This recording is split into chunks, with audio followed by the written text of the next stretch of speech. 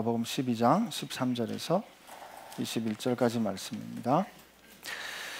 무리 중에 한 사람이 이르되 선생님, 내 형을 명하여 유산을 나와 나누게 하소서 하니 이르시되 이 사람아, 누가 나를 너희의 재판장이나 물건 나누는 자로 세웠느냐 하시고 그들에게 이르시되 삼가 모든 탐심을 물릴지라 사람의 생명이 그 소유에 넉넉한 데 있지 아니하니라 하시고 또 비유로 그들에게 말하여 이르시되 한 부자가 그 밭에 소출이 풍성하매 심중에 이르기를 생각하여 이르되 내가 곡식 쌓아둘 것이 없으니 어찌할꼬 하고 또 이르되 내가 이렇게 하리라 내 곡간을 헐고 더 크게 짓고 내 모든 곡식과 물건을 거기 쌓아두리라.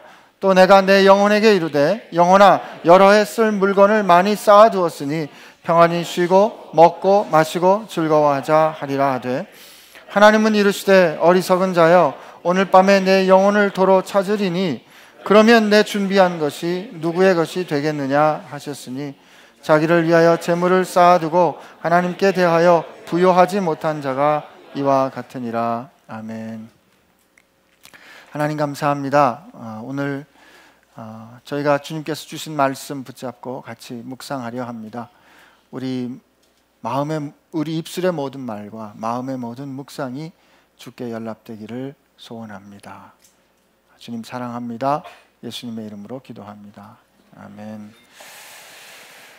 우리는 계속해서 우리가 그리스도인이라면 우리 그리스도인 됨이 무엇인가를 우리 계속해서 같이 묵상하고 있습니다. 오늘 그리고 다음 주 하고 해서 우리 한 번은 좀 분명히 다루어야 할 우리 소유에 관한 것들을 좀 같이 생각하기를 원합니다. 오늘 보니까 이렇게 되어 있습니다. 무리 중에 한 사람이 이제 예수님께 와서 내 형을 명해서 유산을 나와 나누게 해 주십시오. 이렇게 예수님께 옵니다. 예수님께 형하고 나하고 이제 이 유산하고 좀 갈등이 생긴 것 같아요. 그래서 이제 예수님께 와서 우리 형한테 얘기해가지고 유산을 좀 나눠주게 해주세요. 예수님 이렇게 부탁을 하는 겁니다. 그랬더니 예수님이 이렇게 대답을 하십니다. 이 사람아, 누가 나를 너희의 재판장이나 물건 나누는 자로 세웠느냐? 거절이죠. 이 사람아 이런 건데 이제 이게 좀 긍정적인 뜻이기도 하고 부정적인 뜻이 그 사람아 자체는 이게 뉴트럴한 표현이지만 이 상황으로 볼 때 예수님께서 꾸짖습니다. 이 사람아, 누가 나를 너희의 재판장이나 물건 나누는 자로 세웠느냐? 예수님 말씀입니다. 이 말씀의 뜻은 무엇입니까? 내가 너희에게 내가 그 일을 하지 않겠다라는 것입니다. 우선은 사실 예수님 같이 확실하게 이 일에 평가를 해주실 수 있는 분은 없죠. 예수님처럼 완벽하게 판단을 내리실 분은 세상에 다시 없습니다. 예수님처럼 완벽하게 판결해 주실 그 누구도 없습니다. 그런데 예수님께서 하지 않으시는 겁니다. 이 사람이 예수님께 와서 원한 게 뭡니까? 형한테 얘기해서 내가 마땅히 받아야 할 물건, 이 재산을 내게 오게 해 주십시오. 이런 것 아니겠습니까? 근데 여러분, 그냥 한번 생각해 보세요. 여러분이 정말 그 형제들하고 이런 시시비비에 걸렸을 때 누군가 그 시시비비에 걸린 거를 아주 정확하게 판단을 해서 물질을 나누었다 합시다. 형제 관계는 어떻게 될까요? 보통 부모님 돌아가신 다음에 형제 관계가 어떻게 됩니까? 가난한 부모님 모르는데요. 돈 많으신 부모님 돌아가시고 난 다음에 형제들 관계가 어떻게 됩니까? 대개는 고개 끄덕끄덕 하시는 이유가 뭡니까? 대개는 어떻게 된다? 더 좋아진다? 더 좋아지는 형제가 있겠죠. 그러나 대개는 형제들 간에 갈등이 일어나죠. 왜요?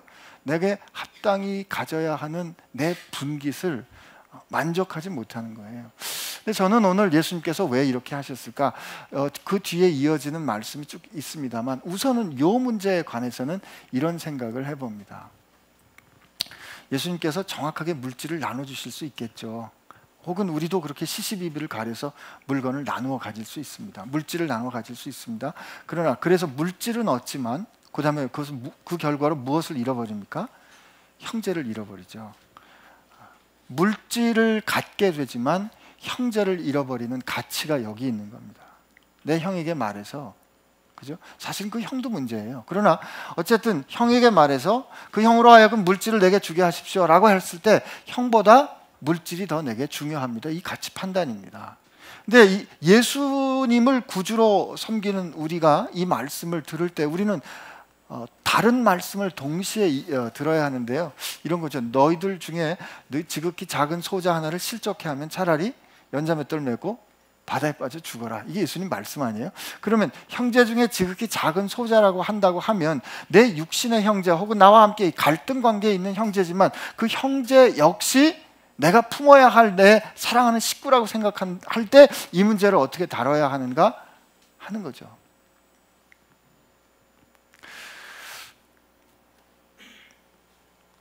이 사실 쉽지 않은 일입니다. 다행히 저의 형제들은 이런 형제들이 없어가지고 갈등이 별로 없습니다만, 이런 갈등을 실제로 겪고 있는 분들은 사실 이걸 살아내는 게 이렇게 간단한 일이 아닌 것입니다. 근데 예수님께서 뭐라고 말씀하시냐면 그들에게 이르시되 삼가 모든 탐심을 물리치라. 사람의 생명이 그 소유에 넉넉한 데 있지 않다.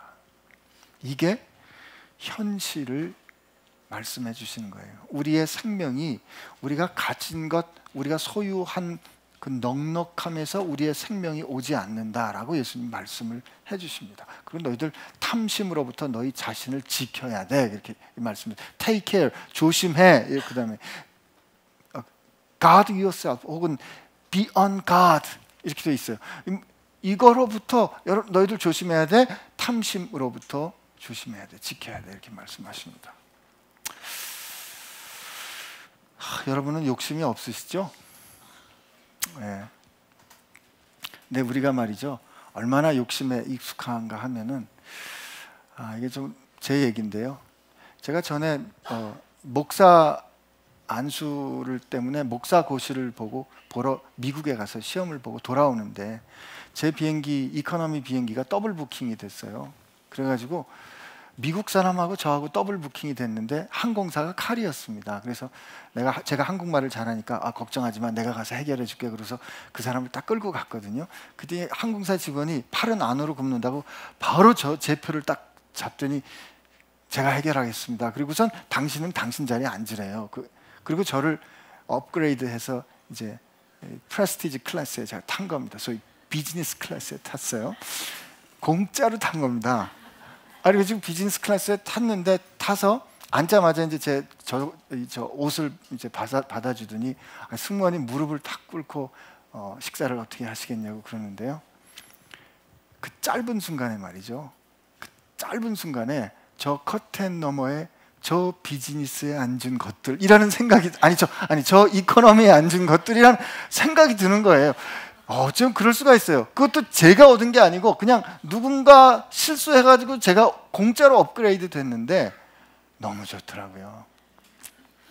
다시는 이코노미로 돌아가고 싶지 않더라고요. 여러분, 이게 우리잖아요. 정말 주님께서 무엇을 입을까, 무엇을 먹을까를 염려하지 말라 그러셨는데 주일에 이렇게 교회 나올 때 보면 무슨 옷을 입어야 될까가 고민될 때가 있어요. 한 번은 이런 생각이 들더라고요. 주님 앞에 설 때 우리가 다 흰 세마포 입고 빛나고 아주 성결한 세마포 입고 설 텐데 그냥 우리 교회 모일 때 모두가 다 똑같은 하얀색 티셔츠 입고 모이면 좋겠다. 왜냐하면 야고보서에도 나오지만 교회에 올 때 그 사람의 옷차림이나 아니면 그 사람이 갖고 있는 어떤 분위기를 가지고 우리가 알게 모르게 환영하는 태도를 달리하게 되거든요. 이게 우리 살아오면서 가져왔던 삶의 경험이기 때문에 그 삶의 경험이 그냥 쉽게 툭 터져도 나오는 거예요. 저 사람이 갖고 있는 타이틀이 뭔가, 저 사람이 갖고 있는 건 뭔가. 근데 지금 우리가 살아가는 세상에서 이게 다른 이 사람의 어떠함, 그 사람의 사람됨의 가장 강력한 판단 기준이 뭐냐면 지금 뭐가 됐어요? 돈이 된 거죠. 돈이 많으면은요 그 사람이 어떠하든지 그냥 존경해 줍니다. 근데 이런 세상의 가치관 때문에 우리가 그 돈에 끌려가는, 혹은 그 돈을 갖고 싶어 하는 생각들이 우리 마음 가운데 있잖아요. 그래서 우리가 그걸 어떻게 이 문제를 우리가 다뤄야 하는가 하는 게 사실 이제 우리가 앞으로 살아가면서 고민하고 다뤄야 될 부르심이라 믿습니다. 탐심을 물리쳐라. 탐심이란 게 그렇게, 이게 저도요, 제가 부끄러운 고백 여러분께 했잖아요. 뭐 기억하시는 분들 다 있을 거예요. 저 랜드로버 사건 아시나요? 요즘은 정말 이게, 제가 전도사 때 랜드로버 사고 싶어, 랜드로버 이 신발이 아니고요, 자동차예요. 그 자동차 브랜드를 모르시는 분이 계신 모양인데, 제가 미국 가가지고 저 전도사 하면서, 미국서 전도사 하니까, 그리고 거긴 보스턴은 눈이 많이 와요. 그래서 사륜차를 타야 된대요. 그러니 사륜차를 타는데 기왕이면 한번 평생에, 한국 가면 제가 타겠어요. 그래서 평생에 한번 타보고 싶은 랜드로버를 한번 타보고 싶어가지고, 누구한테 허락을 받아야 돼요? 아내한테 허락을 받아야죠. 이게 하나님께 허락을 받지 않은, 이게 문제예요. 그래서 이제 아내한테 허락을 받으려고 뭐 살살 뭐 눈도 많이 오는데, 뭐 아내도 아는 거죠. 사보세요. 그래서 돈도 어렵사리 구해가지고, 돈도 살 만큼의, 그래 랜드로버의 가장 그 기본이 되는 살 만큼의 돈이 이제 준비가 됐어요. 그래서 아내한테, 여보, 이제 나 내일 사러 간다, 계약하러 간다. 뭐 괜찮, 우리가 뭐 못 타보겠어? 뭐 웬일로 쿨하게. 그래가지고 이제 마음은 다 들뜬 거죠. 나도 랜드로버를 한번 타보는구나. 번쯤은 아니라도 랜드로버를 타보는구나. 그리고요, 저녁에 잠자리에 누웠는데 아내가 이렇게 질문하는 거예요. 여보, 전도사가 랜드로버 타면 뭐라 그럴까? 제가 그 말 한마디에 한 달 동안의 꿈이 그냥 사라진 거예요. 그래서 그런데요, 제 마음 가운데 그런 랜드로버를 타면 뭐 제 운전 솜씨가 달라지는 것도 아닌데, 그 타보면 그냥 가지고 싶은 생각이, 형제님들은 안 드세요? 들더라는 거죠. 이게 우리가 컨트롤이 안 되는, 이 세상 살아가면서 그런 생각이 그냥 이렇게 설득이 돼 왔기 때문에, 그리고 그렇게 그런 거를 누리는 것이 어느새 우리의 클래스가 되는 거로 세상에서 인정을 받기 때문에, 너는 이 정도는 너 이 정도 못하는 사람이구나 라고. 여러분, 저도 지난주에 레이를 처음 타봤어요. 우리 교회 형제차인데 좋더라고요. 근데 그 레이를 타고 호텔에 가봤다고 생각해 보세요. 절대 발레 파킹하기 어렵습니다. 그죠? 이런 세상에 우리가 살고 있기 때문에 자꾸 알게 모르게 우리가 어떻게 하든지 하나님께서 능력을 주셔서 우리도 합당하게 누릴 수 있는 뭔가를 갖고 싶은 생각이 드는 겁니다. 근데 주님께서 정신 차려 라고 이렇게 말씀을 해주시는 거예요. 근데 그리고 나서 이제 이 비유를 들려주신 겁니다. 사실 좀 불편한 비유예요. 한 부자가 있었는데 그냥 그 해엔 소출이 막 풍년이 난 거예요. 그래서 마음에 이렇게 말합니다. 이르되 내가 내 곡식을 쌓아둘 곳이 없으니 어떡할까? 이르되 내가 이렇게 하리라. 내 곡간을 헐고 더 크게 짓고 내 모든 곡식과 물건을 거기 쌓아두리라. 또 내가 내 영혼에게 이르되 영혼아, 여러 해 쓸 것을 많이 쌓아두었으니 평안히 먹고 마시고 마시고 즐거워하자 하리라. 여러분, 이 지금 부자가 한 말에서 여러분, 이렇게 제가 조금 읽어드릴 때 뭐가 강조되는 거를 느끼셨어요? 내가. 그렇죠? 네? 여기 뭐라고 되어 있냐면 이렇게 되어 있잖아요. 내가 이렇게 하리라. 내 곡간을 헐고 더 크게 짓고 내 모든 곡식과 물건을 거기 쌓아두리라. 또 내가 내 영혼에게 이르되 영혼아 여러. 그러니까 지금 자기 소출이 나왔는데 그 소출을 자기 거로 여긴 거죠. 그래서 이제 자기가 쌓아두기 위해서 자기 헛간을 물어서 자기 물건과 자기 곡식을 쌓아두고 자기 영혼에게 말하기를, 야, 너 이제 이렇게 풍성하게 거뒀으니 이젠 평안하게 됐어. 그래, 안전할 거야. 오늘 우리가 이런 시대를 살아갑니다.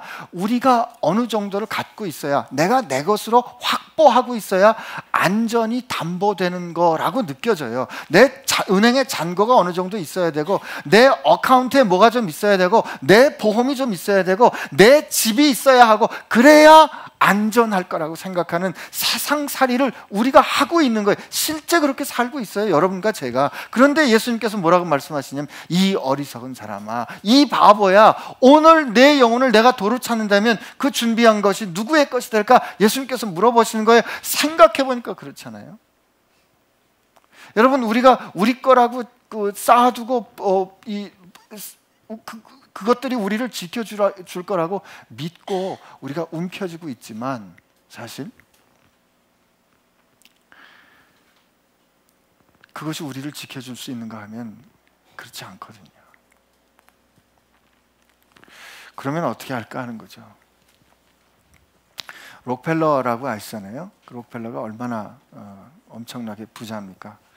혹자는 말하기를 지금 빌 게이츠가 갖고 있는 거의 한 3배 정도의 돈을 그 사람이 벌었다 그래요. 근데 그 사람이 그 돈을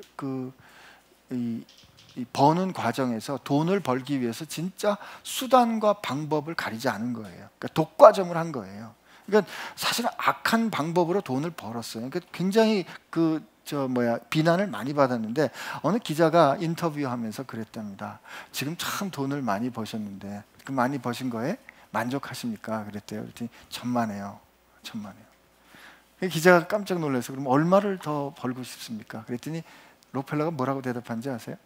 Just a little bit more. 조금만 더 벌었으면 좋겠다. 여러분, 우리 저 먹는 거 좋아하는데요. 밥은요, 아무리 우리가 먹는 거 좋아해도 한 방에 한 3번쯤 밥 먹으면 더는 못 먹습니다. 그죠? 더는 못 먹어요. 근데 돈은 말이죠, 이 물질은 말이죠, 만족이 없잖아요. 만족이 없어요. 이거 간단한 문제가 아닙니다. 우리가 교회도 이게 사실 이게 내 것이라고 생각하는 이 부분에 대해서, 여러분, 저희도 어떻게 생각할 수 있냐면, 우리가 이렇게 돈을 벌었어요. 돈을 벌고 하나님께 11조 합니다.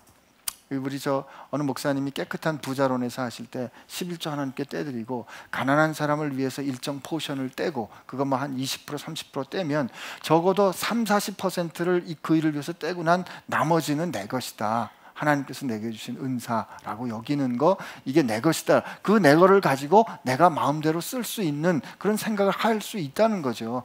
근데 사실 이런 생각을 가지고 있는 거는 바리새인들도 그런 생각을 갖고 살았어요. 바리새인들이 누가복음 18장에 보면 어느 바리새인이 하나님 앞에 기도할 때, 하나님, 나는 이 사람들처럼 토색하지도 않고 가늠하지도 않고 도둑질하지도 않고 하나님께 내가 11조 다 드렸습니다. 그리고 내가 일주일에 2번씩 금식도 합니다 라고 하나님 앞에 자기 인생에 대해서 그렇게 자랑스럽게 얘기했거든요. 하나님께 드린 나머지는 내 거니까 내 마음대로 쓸래요 하는 생각이 있는 거죠. 지금 우리도 마찬가지예요.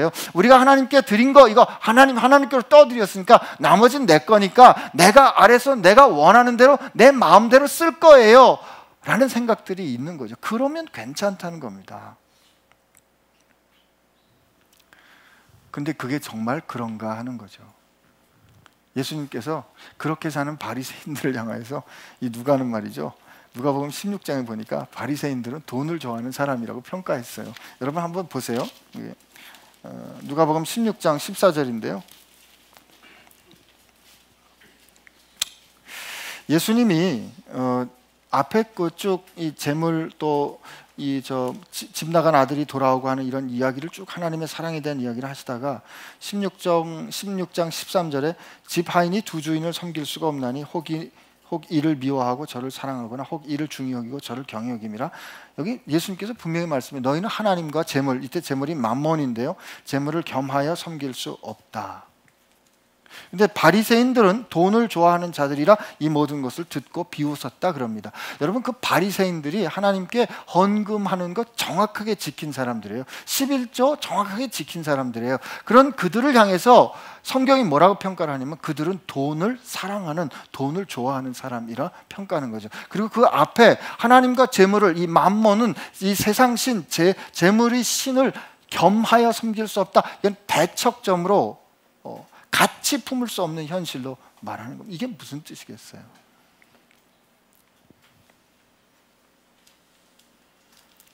저는 이 문제를 우리가 정리해야 한다고 믿습니다. 첫째, 오늘 주님께서 이 누가복음 이 어리석은 부자 얘기를 하시면서 어떤 현실을 말씀해 주세요? 우리 것은 우리 것은 없다죠. 여러분과 제 것은, 진짜 우리 것은 없습니다. 우리 쭉 그리스도인입니까? 라고 우리 하는 이 말씀을 쭉 이어오면서 우리 하나님께서 우리에게 복 주셨다, 우리가 복을 받아 산다라는 거에 대해서 우리 창세기를 통해서 확인한 적이 있어요. 기억나시죠? 하나님께서 모든 천지 만물을 지으시고 그들을 향하여 하나님께서 복 주셨어요. 그죠? 그들을 향하여 축복하면서 뭐라고요? 생육하고 번성하여 땅에 충만하라 말씀하셨잖아요. 그리고 사람을 만드시고 사람을 향하여서 생육하고 번성해서 땅에 충만하라 말씀하셨죠. 그리고 그 사람에겐 무슨 명령을 더 주세요? 땅을 정복하라. 그리고 이 모든 것들을 다스리라. 이 명령을 주세요. 그런데 그러므로 하나님께서 그들에게 이 모든 열매 맺는 것들을 하나님께서 내가 이것을 너희에게 주노니라고 말씀하십니다. 그러니까 처음에 인간이 태어나면서 살아갈 수 있는 그 모든 것을 하나님께서 우리에게 주셨어요. 이게 시작입니다. 그래서 우리가 복을 받았다는 것은 그 하나님과의 그 공급자 되신 하나님과의 관계 가운데 살아가는 게 복을 받아 누리는 인생이라고 그랬어요. 어느 특별한 내가 원하는 것만을 참아주는 것이 아니라 우리 인생의 모든 것이 하나님께로부터 공급되었다, 이것을 알고 사는 게 복이라 얘기했어요. 이게 시작이잖아요. 그러면 끝은 어떻게 될 것 같아요? 끝에는 예수님께서 뭘 확인하시냐면 마태복음 25장에 보면 그날에 그 임금이 먼 길을 갔다가 임금이 자기 소유를 자기 종들에게 그 재능에 따라 그들에게 맡겼다 말합니다. 이게 마지막 날은 이와 같다라는 것을 예수님께서 말씀하실 때 들려주신 이야기. 우리 잘 아는 탤런트 비유가 그겁니다. 처음에 시작할 때 하나님께서 우리에게 모든 걸 주셨다 그랬어요. 그리고 마지막 날에 뭘 확인해 주셨냐면 하나님이 그 주인이 그 각 종의 재능에 따라 자기의 것을 그에게 맡겼다는 거 마지막을 정리해 주셨어요. 시작과 끝이 다 하나님께서 우리를 믿고 맡겼다잖아요. 그죠? 그러므로 이 사실을 깨달은 우리들에게 우리 것이 있어요? 없어요? 없는 거죠. 10%를 하나님께 드리고 혹은 30%, 40%를 하나님께 드리고 나머지는 내 거니까 내가 알아서 쓸게요 라고 하는 이 태도는 깨끗한 것 같지만, 하나님께서 기뻐하시는 삶의 태도 같지만 아닙니다. 우리에게 맡겨진 것, 우리 주머니에 있는 것, 우리 소위 통치 아래에 있는 그 모든 게 다 하나님 거라 인정할 수 있어야 합니다. 여러분과 제게 있는 모든 것이 다 하나님의 것입니다. 아멘 하셔야죠.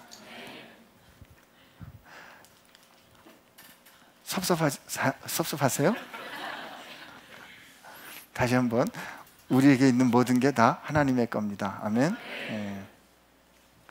그러면요, 괜히 저분 위에 있는 거 가지고 우리 섭섭해할 필요 없어요.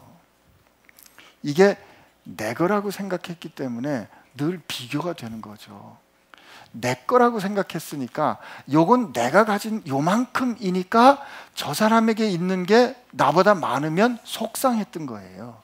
그런데 내 것이 아니고 하나님께서 믿고 맡겨주신 하나님의 거라고 생각하면 저것도 저 사람께 아닌 게 돼요. 그죠? 우리 그렇게 볼 수 있게 됩니다. 그러면 그 전에 저는 제가 그 탤런트 비유를 생각하고 묵상하면서 그 소유에 대한 생각을 다시 하게 되면서 제게 주셨던 가장 큰 은혜는 뭐냐면요, 자존심의 회복이었어요. 예수님은 저는 참 그게 감사한데, 제가 목사의 아들로 태어난 게 감사해요. 근데 저희 아버님이 그렇게 별로 이렇게 부자인 목사님은 아니셨습니다. 근데 예수님께서 누가복음에 증언한 거 보면 예수님께서 그 정결 예식을 하러 예루살렘에 올라가셨을 때 2장에 그 비둘기를 가지고 제사를 하셨어요. 정결 예식을 할 때 집비둘기, 산비둘기 가지고 예수님께서 정결 예식을 하셨는데, 그 예수님을 위해서 정결 예식을 할 때 그 비둘기로 제사를 드리는 건 가난한 사람이 드리는 제사예요. 그러니까 예수님이 가난한 집안에 오셨다는 거죠. 그래서 가난한 집안에 예수님께서 오셨기 때문에 제 아버지가 그렇게 부자가 아니었다는 게 제가 감사해요. 이건 가난한 사람이 가지는 그 고백이에요. 그러나 제가 자존심이 회복됐다는 건 어떤 뜻인가 하면은, 제가 그렇게 가난한 집에 태어난 거가 제 선택이 아니라 하나님께서 나를 믿고 맡겨주신 하나님의 선택이라고 생각하니까 그때 부끄럽지 않게 되는 거죠. 이거는 하나님께서 주신 하나님의 것이기 때문에 제가 갖고 있는 혹은 제가 가지고 있는 어떤 그 퀄리티는, 그 질은 혹은 그 표준은 하나님께서 결정된, 하나님께 소유된 거기 때문에 거기에 의해서 결정되는 거지, 사람들이 말하는 평가와 사람들이 말하는 양에 의해서 결정되는 게 아니라는 것이에요. 그렇다면 우리가 갖고 있는, 우리에게 있는 모든 것이 다 내 것이 아니고 하나님께서 주신 하나님의 것이라고 우리가 인정할 수 있게 되면, 우리 모두는 다 이 세상을 다 주어도 바꿀 수 없이 소중한 것을 맡아 가진 사람들이 되는 겁니다. 여러분, 이거보다 멋진 게 어디 있어요? 이렇게 멋진 복음을 전했는데 왜 아멘들을 안 하시죠? 옆에 계신 분 한 번만 보실래요? 이분이 하나님께서 믿고 맡기신 분이다, 이렇게 생각해요.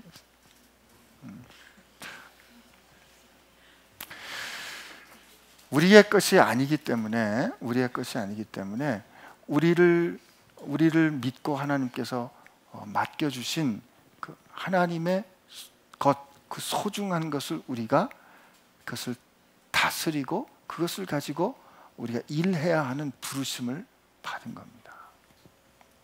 그렇다면 그 하나님께서 믿고 맡겨주신 것을 가지고 우리가 일하고 그것을 가지고 주님 앞에 설 때 착하고, 이제 우리가 주님 앞에 설 때 주님이 그러실 거 아니에요? 탈란트 비에 나온 것처럼, 착하고 충성된 종아, 네가 작은 일에 충성했기 때문에 내가 이제부터 큰 일을 맡기겠다. 혹은 하나님 너를 위하여 상속할 하나님의 나라를 상속해라라는 그 상을 받을 거 아닙니까?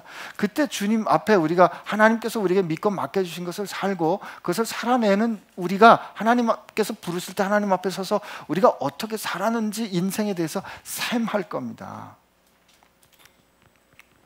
근데 제가 이렇게 말씀을 드렸는데 별로 놀라시는 분이 안 계신데, 사실 여러분들 제가 이렇게 말씀을 드리면 여러분들 질문하셔야 돼요. 그 신학적으로 문제가 있는데요. 우리가 믿음으로 구원받는 것이지 어떻게 행위로 구원받는다는 것입니까? 우리가 예수님 믿었기 때문에 구원받는 것이지 어떻게 그분 앞에 섰을 때 우리가 살았던 인생에 대해서 그분이 샘하는 일이 있을 수가 있습니까? 이렇게 말씀하실 수 있는데, 여러분, 우리가 예수 믿는다는 게 뭔가요? 우리가 그동안에 예수 믿으면 믿음으로 구원받는다 했기 때문에 믿고 나서 어떻게 사는지는 상관없이 예수님 믿었기 때문에 우리 죽은 다음에 천국 간다라는 생각했는데, 사실은 예수 믿는다는 그 사건은 예수님께서, 여러분, 제가 우리 목사님을 믿으면 목사님께서 저를 위해서, 안 목사, 내가 당신 정말 사랑해서 하는 말인데 당신 꼭 이걸 이렇게 해야 돼 라고 말할 때, 목사님, 저는 목사님을 믿습니다, 이렇게 하면 그 목사님께서 당신이 이렇게 해야 돼 한 그 일을 해야 되나요? 어떻게, 제 뜻이 이미 확고하기 때문에 다른 질문이 안 나오는 거죠, 그죠? 그러나 목사님 믿어요, 믿는데 글쎄 그거는 목사님 알았습니다, 저를 사랑해서 하신 말씀은 알았는데요, 그리고 안 한다면, 그 일을 행하지 않는다면, 나를 위해서 말씀해 주신 그 말씀을 내가 염두에 두고 그것을 내가 살아내지 않는다면, 사실 저는 믿는다 말하지만 믿는 게 아닙니다. 예수님은 우리에게 말씀하셨어요. 우리 한번 가볼까요? 누가복음 14장인데요. 지난주에 우리 제자됨에 대해서 얘기했는데 14장 33절 우리 한번 같이 읽겠습니다. 같이 한 목소리로 읽습니다. 시작.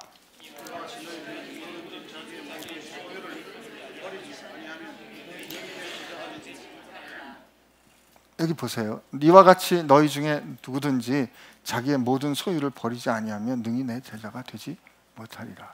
여러분, 우리 예수님 다 믿으시죠? 그러면 예수님 하신 말씀 믿어야죠. 근데 여러분 소유 다 버리셨어요?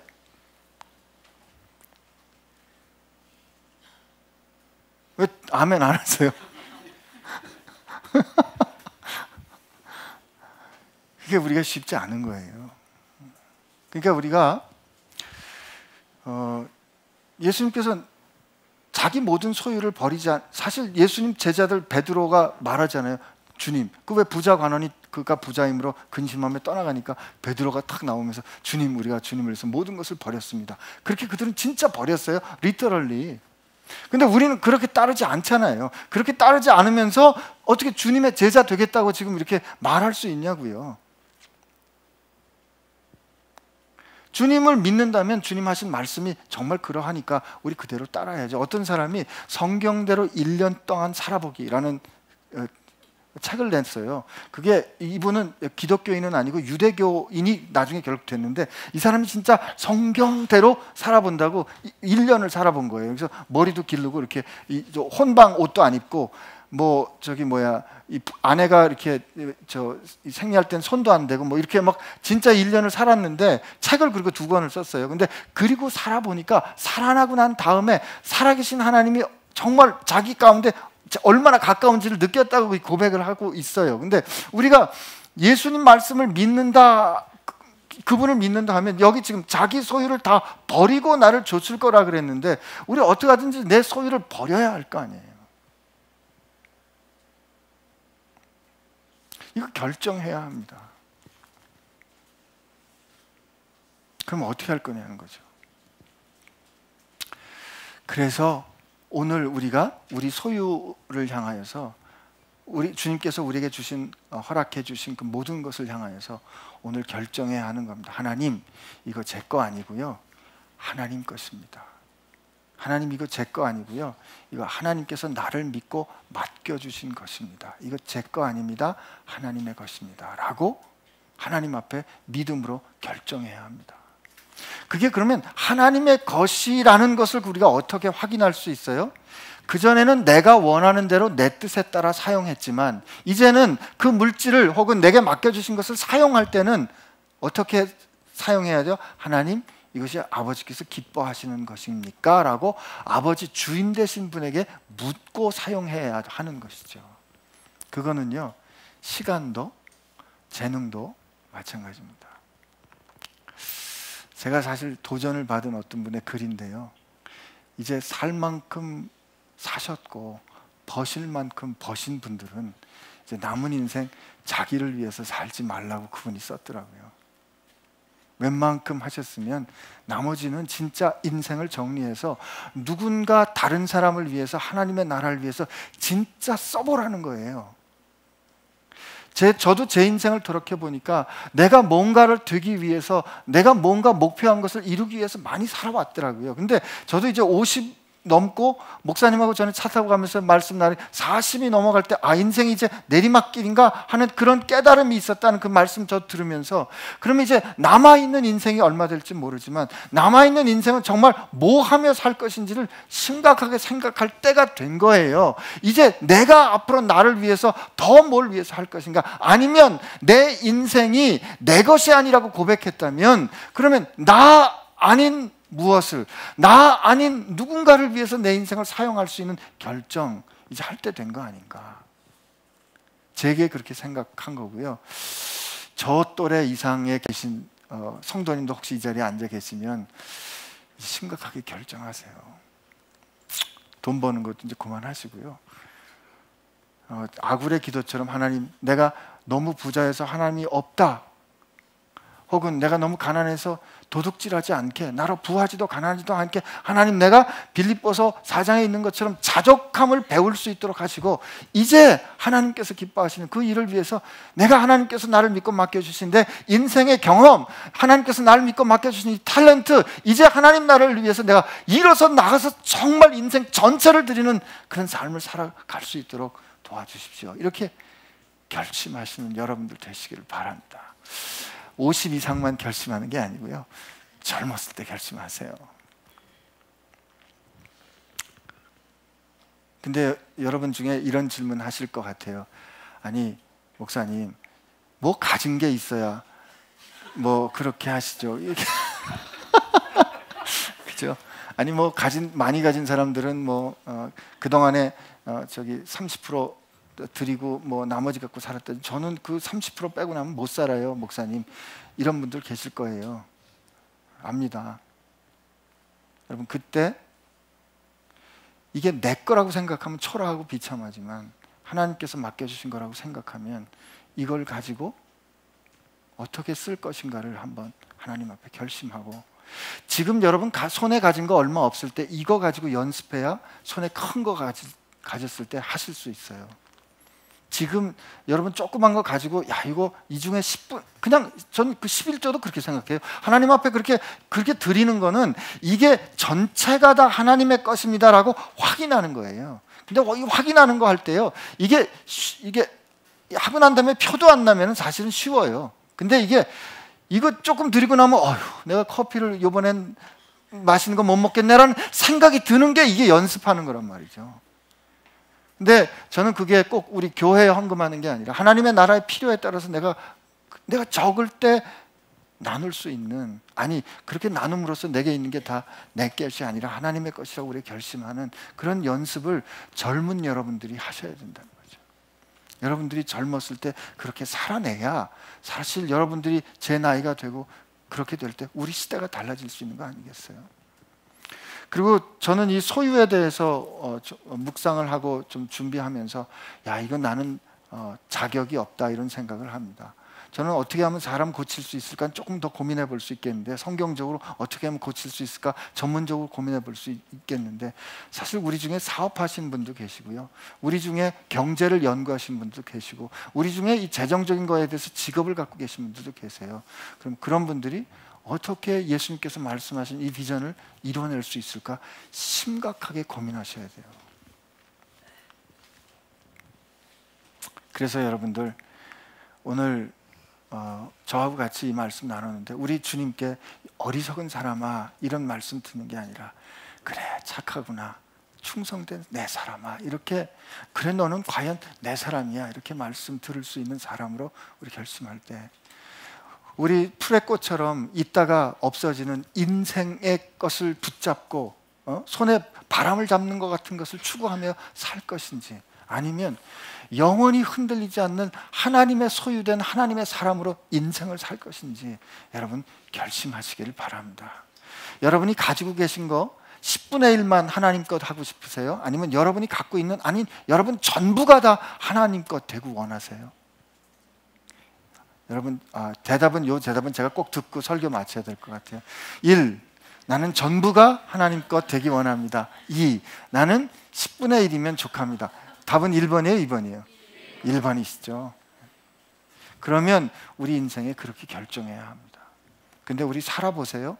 그렇지 않게 느껴질 때가 많아요. 그럴 때마다 시편의 기자처럼, 시편 73편의 기자처럼 하나님 앞에 성전에 나올 때, 우리 성전에 나와서 우리가 이렇게 같이 모일 때, 맞아, 우리는 하나님의 것으로 인생을 사는 사람들이야 라고 서로 확인할 수 있어야 돼요. 그렇게 할 수 있도록 우리 서로 격려하고 깨어 있어야 합니다. 여기 나와서 똑같이 기도했더니 하나님께서 로또 맞게 해주시더라, 기도했더니 다른 사람 제치고 나만 이런 것을 다 하게 했더라 라는 똑같은 세상의 탐심을 하나님의 이름으로 추구하는 것을 배울 게 아니라, 여기 나오니까 누군가의 필요를 따라서 넉넉히 나누어 줬는데도 인생을 풍성하게 사는 하나님의 것으로 사는 사람들이 여기 모였을 때, 우리 이렇게 만났을 때마다 확인되는 공동체 우리가 이뤄야 합니다. 그게 교회입니다. 우리 교회가 그런 하나님의 것으로 사는 멋진 교회 되기를 축복합니다. 돈 때문에 형제를 잃어야 될 것 같으면 돈을 잃어버리는 결정하시기 바랍니다. 이것은 사실 주님께서 이미 판단해 주신 거예요. 우리 가운데 그런 어렵지만, 형제 나는 너를 잃고 싶지 않기 때문에 이거 안 가질래, 너 우하면 내가 좌하고 너 좌하면 나 우할게, 같은 그런 결정들, 주님 보시기에 아름다운 결정들 만들어내신 여러분 되시길 바랍니다. 우리 같이 기도하겠습니다. 하나님께서 오늘 우리에게 말씀하십니다. 그동안에 갖고 있는 것, 그동안에 누렸던 것이 네 것인지 알았지, 너의 소유인지 알았지? 아니야. 그것은 내가 너를 믿고 맡겨준 나의 것이다. 그것은 참으로 고귀하고 그것은 참으로 소중한 것이야. 그러므로 내가 갖고 있는 너의 환경 가운데 있는 모든 것들을 나의 뜻에 맞추어서 나의 사람답게 살아내고 사용해 줄 수 있겠니? 지금 하나님께서 이렇게 물어보십니다. 오늘 우리 하나님 앞에 우리 기도할 때 이렇게 대답합시다. 예, 하나님, 내가 내 온 존재가 하나님의 것이오니 하나님의 소유답게 생각하고 결정하고 살아내는 사람 되게 해주시고, 그렇게 하나님의 소유답게 살아가셔서 나를 시시각각 넘어뜨리려고 공격하는 저 탐심으로부터 자유케 되는 우리들 되게 하여 주옵소서. 이렇게 하나님 앞에 같이 기도하겠습니다. 하나님 감사합니다. 여전히 우리는 목마르고 여전히 우리는 부족한 가운데 살아갑니다. 그러나 하나님 우리 가운데 하나님께서 그 아름답게 허락해 주시는 아버지 그 은혜가 넉넉함이 우리 가운데 하여 주시고, 그래서 참 세상에 줄 수 없는 사랑을 우리 가운데 하여 주시옵소서. 하나님,